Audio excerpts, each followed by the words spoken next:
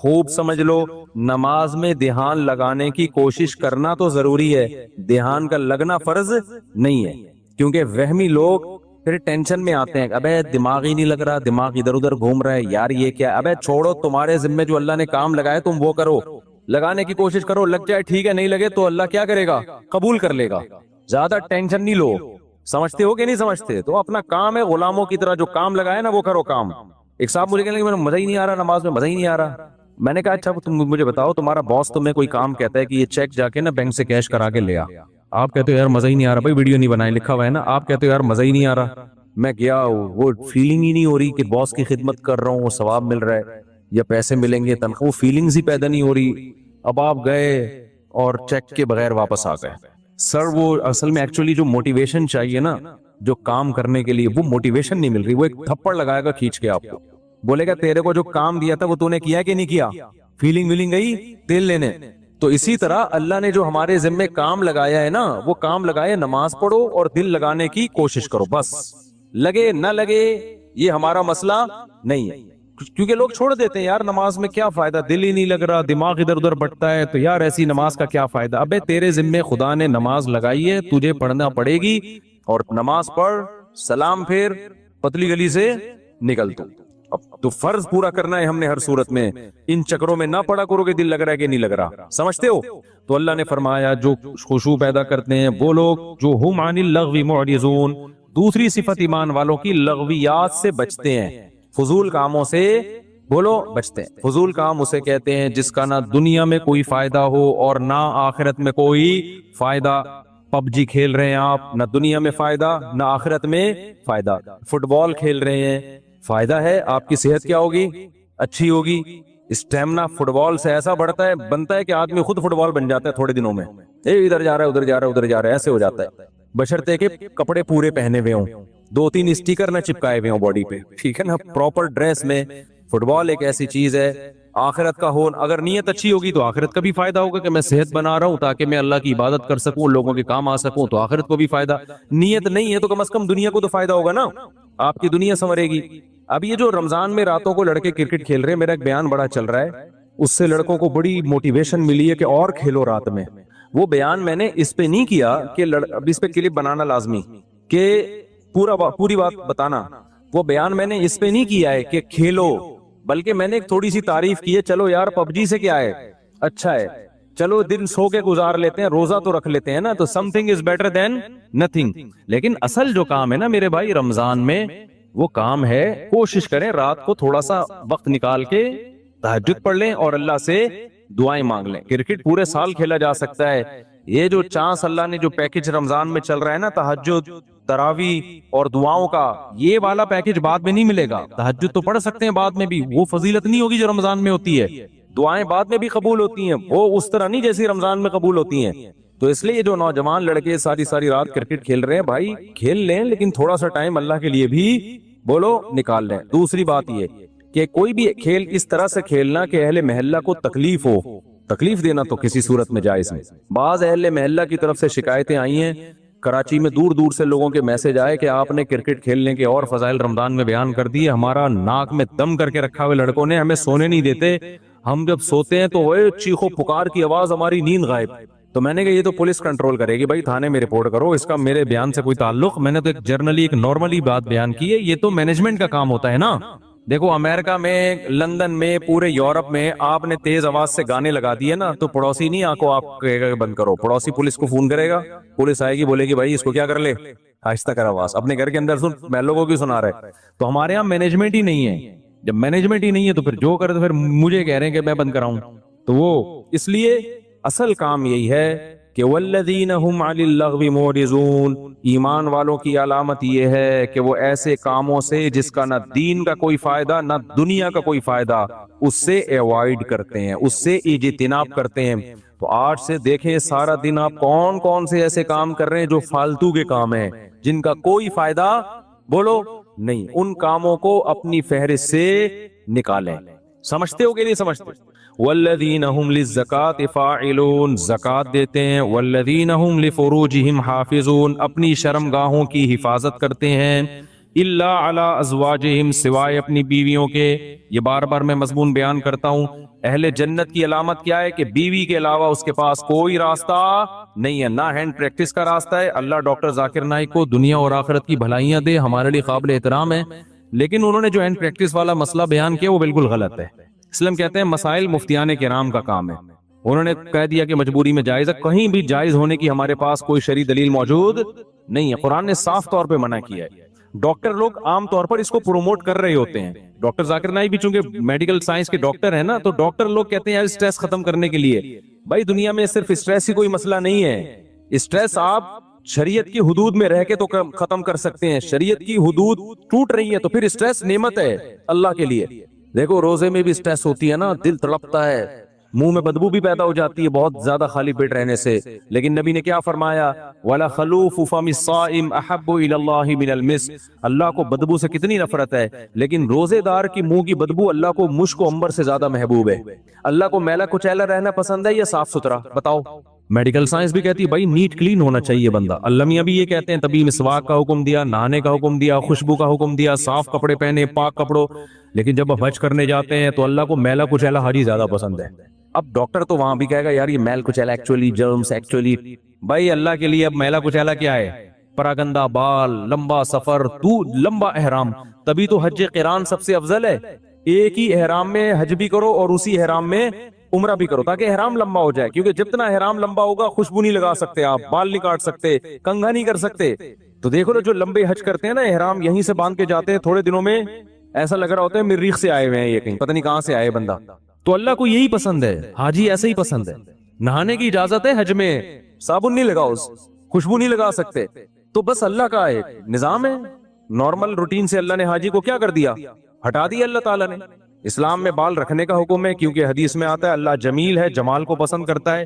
تو بالوں میں کیا ہے؟ جمال. یہی وجہ ہمارے نبی بال رکھتے تھے، بڑے بال تھے آپ صلی اللہ علیہ وسلم کے. لیکن حج میں کیا ہے؟ بولو، بال کٹا دو. اچھا مجھے لوگ کہہ رہے ہیں آپ کے کیوں ہیں؟ اب تو عمرہ کیا آپ نے.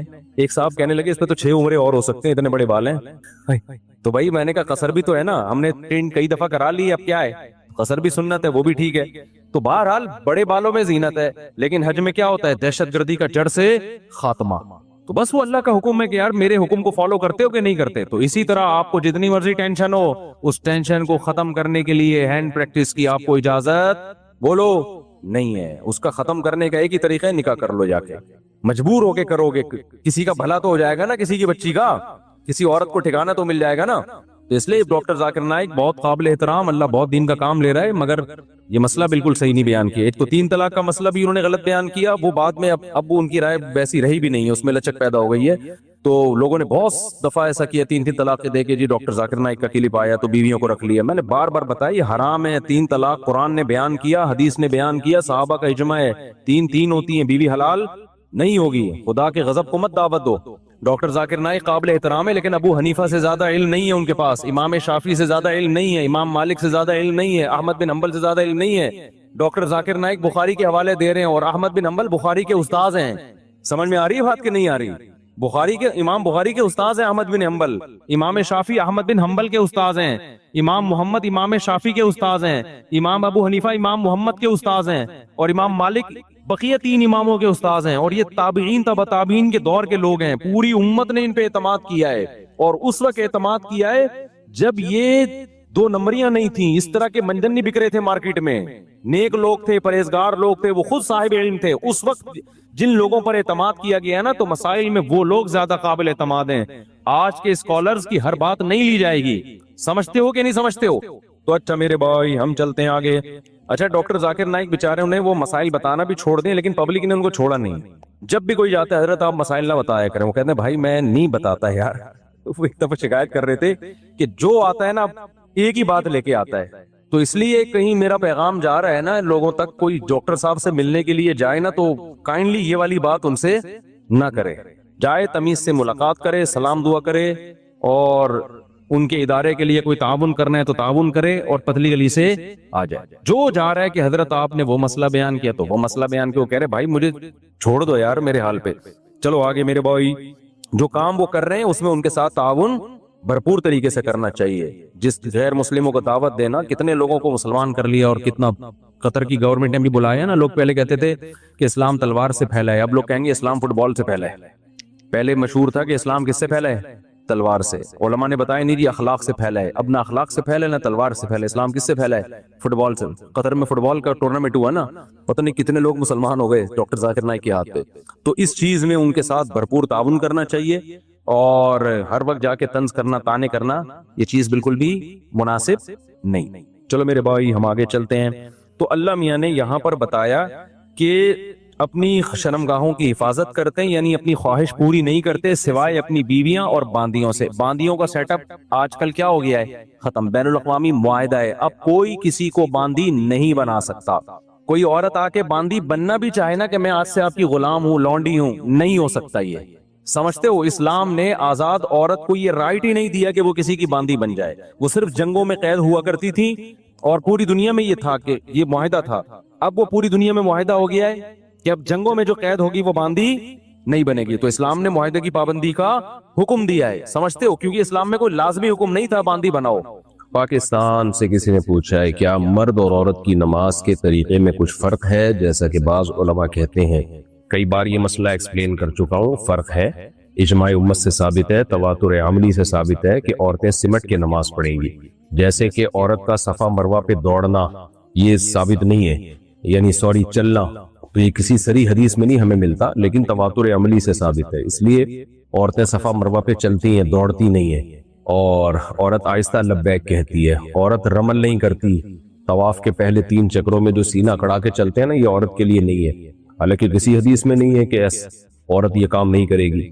नबी सल्लल्लाहु अलैहि वसल्लम ने फरमाया खुदू अन्नी मनासिकाकुम, जैसे मैंने हज किया ऐसे हज करो। लेकिन फिर भी हम औरत को कहते हैं भाई आहिस्ता चलो, आप दौड़ो नहीं। जबकि हजरत हाजरा तो औरत थी, वो तो दौड़ी थी।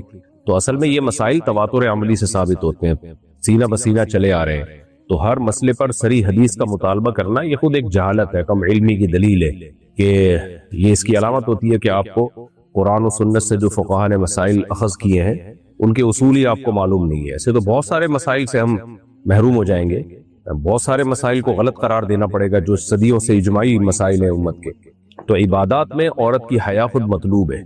जैसे सफा मरवा पे क्यों चलेगी, इसलिए कि दौड़ना औरत की हया के खिलाफ है इबादत में। और लब्बैक आहिस्ता कहेगी ताकि इबादत जितनी हया के साथ हो सकती है उतनी हो। रमल नहीं करेगी, क्योंकि औरत का तवाफ के दौरान रमल करना, सीने को अकड़ा के चलना, ये हया के खिलाफ है। तो इसी तरह औरत का मर्दों की तरह नमाज पढ़ना ये बिल्कुल हया के खिलाफ है। तो वो सिमटेगी इबादत में। नबी सल्लल्लाहु अलैहि वसल्लम ने औरत को हुक्म दिया, फरमाया कि घर की नमाज मस्जिद से बेहतर है, क्योंकि उसमें हया ज्यादा है, उसमें अपने आप को जाहिर नहीं करना पड़ता उसको। फिर घर में भी अंदर सहन से बेहतर है कमरे में नमाज पढ़े, आप सल्लल्लाहु अलैहि वसल्लम ने फरमाया। तो ये कैसे हो सकता है कि जो इतनी ज्यादा हया का हुक्म दे रहा है इबादत के दौरान, फिर औरत को जिस्म भी ज्यादा छुपाना लाजिम है। यानी मर्द पे तो वो सब चीजें लाजिम नहीं है, इतना पर्दा करना नमाज के दौरान। औरत पर तो स्काफ लेना भी लाजिम है, कलाइयां छुपाना भी लाजिम है। तो ये सब इस बात की अलामत है कि औरत इबादत में हया का इजहार करेगी। तो इसलिए इस पर पूरी उम्मत का इत्तेफाक है, और जो मसला इत्तेफाकी होता है ना उसके खिलाफ जाने की इजाजत नहीं होती। तो पहले अहले हदीस भी यही कहा करते थे। इनके जो अहले हदीस के कदीम फतावा हमें हिंदुस्तान में मिलते हैं वो यही मिलते हैं कि औरत सिमट के नमाज पढ़ेगी। बाद में मसला फैला है और फिर उसको ले लिया लोगों ने और मुतालबा शुरू कर दिया इस पे कोई हदीस दिखाओ। तो जब भी कोई ऐसे कहा करे ना हदीस दिखाओ, तो आप कहेंगे ठीक है तुम सफा मरवा पे हदीस दिखा दो कि औरत दौड़ेगी नहीं बल्कि चलेगी। तो ऐसे मसाइल तवातुर अमली से साबित होते हैं। चारों इमामों का इस पर इत्तेफाक है, हनफिया, शाफिया, मालिकिया, हम्बलिया, सबसे। इमाम अहमद बिन हम्बल तो इमाम बुखारी के उस्ताद हैं, तो वो तो हदीस को ज्यादा समझते हैं। उन्होंने भी यही लिखा है कि औरत सिमट के नमाज पढ़ेगी। अच्छा भाई, मोहम्मद आसिफ यूपी से, अगर किसी इमाम को पूरे जिस्म में, इमाम मस्जिद को पूरे जिस्म में बीमारी है और वो बीमारी छूने से फैल सकती है, तो क्या ऐसे इमाम के पीछे नमाज पढ़ना ठीक है? ऐसे इमाम के पीछे नमाज पढ़ना ठीक है, लेकिन इमाम को चाहिए कि वो उस बीमारी के दौरान मस्जिद में ना आए, क्योंकि लोग मुसाफा करेंगे, कुछ भी होगा, तो बेहतर है कि वो फिर घर में ही नमाज पढ़े। ऐसी बीमारी जो मुताद्दी होती है ना, तो उसमें खुद ही अपने आप को लोगों के सामने जाहिर करने से इज्तिनाब करना चाहिए। इस्लामाबाद से किसी ने पूछा, अगर मियाँ बीवी के ताल्लुकात अरसे दराज से ठीक ना हो और इन्हीं ताल्लुकात को ठीक करने के लिए अगर कोई सालिस बैठ जाए اور ان کے درمیان یہ فیصلہ ہو جائے کہ شوہر کو ایک مقررہ مدت دی جاتی ہے، اگر اس وقت میں اس نے بیوی کی طرف رجوع نہیں کیا تو بیوی کو طلاق ہو جائے گی، اور بدلے میں وہ بیوی کو حق مہر دے گا اور کچھ پیسے وہ ثالث جرمانے کے طور پر رکھے۔ دریافت طلب امر یہ ہے کہ اگر شوہر مقررہ مدت میں رجوع نہ کر سکا تو کیا یہ طلاق واقع ہو جائے گی؟ دیکھیں، اگر شوہر نے ثالث کو یہ اختیار دیا تھا کہ آپ جو فیصلہ کرو گے مجھے منظور ہوگا، اور اس فیصلے میں ثالث یہ بھی کہے کہ اگر میں نے فیصلہ کیا کہ مجھے یہ بھی حق دیں کہ آپ کی بیوی کو میں طلاق بھی دے سکتا ہوں یا نکاح ختم کرا سکتا ہوں یا اس کے خلا کی پیشکش کو میں قبول کر سکتا ہوں، تو اگر صاف لفظوں میں شوہر نے ثالث کو یہ حق دیا، یہ رائٹ دیا، تو پھر تو یہ شرط نافذ ہو جائے گی، اور شوہر نے رجوع نہیں کیا تو ثالث کو یہ حق ہوگا کہ وہ نکاح ختم کر دے، کیونکہ شوہر نے ثالث کو یہ رائٹ دیا۔ یا شروع میں تو یہ رائٹ ثالث کو شوہر نے نہیں دیا تھا، لیکن ثالث نے جب یہ فیصلہ کیا کہ اگر رجوع آپ نے نہیں کیا تو پھر آپ کی بیوی کو طلاق واقع ہو جائے گی، اور طلاق سے مراد بھی طلاق بائن یعنی نکاح ختم ہو جائے گا، تو اور شوہر نے اس پیشکش کو قبول کر لیا کہ ٹھیک ہے جی میں اس فیصلے کو قبول کرتا ہوں، تو قبول کرنے کے بعد بھی پھر طلاق واقع ہو جائے گی، کیونکہ یہ طلاق کا حق اللہ نے ہسبینڈ کو دیا ہے، شوہر کو دیا ہے، تو وہی حق ثالث کو بھی دے سکتا ہے، یا ثالث جب یہ حق لے اور اس پہ وہ ایگری ہو جائے شوہر تو بھی ٹھیک ہے، لیکن اگر شوہر اس پیشکش پہ ایگری نہیں ہوا تو پھر خود بخود طلاق واقع نہیں ہوگی۔ باقی جرمانے کی جو شرط ہے نا کہ اتنا جرمانہ دے گا، یہ شرط کا لدم ہے۔ لا يحل مال امرئ مسلم الا بطیب نفس منہ، کسی کا مال اس کی دل کی خوشی کے بغیر حلال نہیں ہے، تو یہ جرمانے کی جو شرط لگا دی کہ آپ اتنا پیسہ بھی دیں گے، تو اگر یہ شوہر مان بھی لیتا ہے نا پیسہ بھی دوں گا تو بھی اس پر لازم نہیں ہے کہ اتنا پیسہ دے وہ، ہاں حق مہر کا جو ہے حق وہ دینا پڑے گا۔ ثاقب رحمان بھارس، قتل کرنا حرام ہے، کیا قتل نہ کرنا ثواب ہے؟